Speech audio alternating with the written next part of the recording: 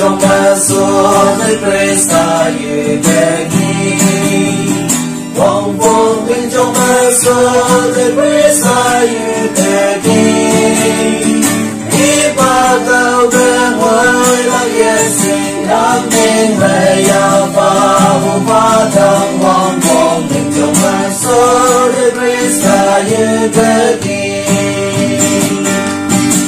đi bài la ô chơi hẹn nào là tim nhang ở ngôi nhà đi bài cái ô nhai nào là tim nhang ở ngôi nhà đi bài la ô anh ta là tim nhang ở ngôi nhà em mang thằng thế đi quăng phố mê như thế đi ba cơ bên ngoài là Giêsu nam minh về ya pha vô pha thăng vòng vòng mình trong ma số the Krista như thế kia ở gần như ba nữ là chỉ nghe xem ông sẽ đem buông ba chi vang nghe mình trở lòng cũng nhớ được cơ hội đi ta ngồi đi vang là nam âm sẽ nghe ngâm đang nghĩ yêu anh sẽ im với tay nhẹ từng ngôi nhà đi bài la ô chế nào là tiếng nhạc ở ngôi nhà đi bài thế kia ô nhà nào là tiếng nhạc ở ngôi nhà đi bài la ô điều mà là tiếng nhạc ở ngôi nhà nhớ mang thằng thơ đi qua thơ mơ như thế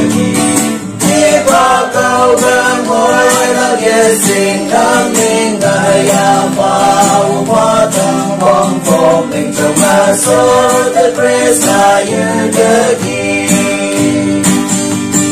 đâu ba nhây ba mấy thế kèm ba la mong ông mong lia ai dùng với yêu nghề la ở xem ba năm đơn giản ngồi nhà ta xa ta mong mong trong tương giang khi yêu hoàn về nam im với yêu về tương ngôi nhà đi bài la ô chế nào là tương giang ở ngôi nhà đi bài thế kia ô nhai nào là tương giang ở ngôi nhà đi bài la ô điều mà là tương giang ở ngôi nhà thơ mang thằng thơ đi quăng phố mê như thế kia đi ba tàu bên ngoài là Giêsu nam minh về ya pha vô pha thăng vòng vòng mình trong ma số the Krista như thế kia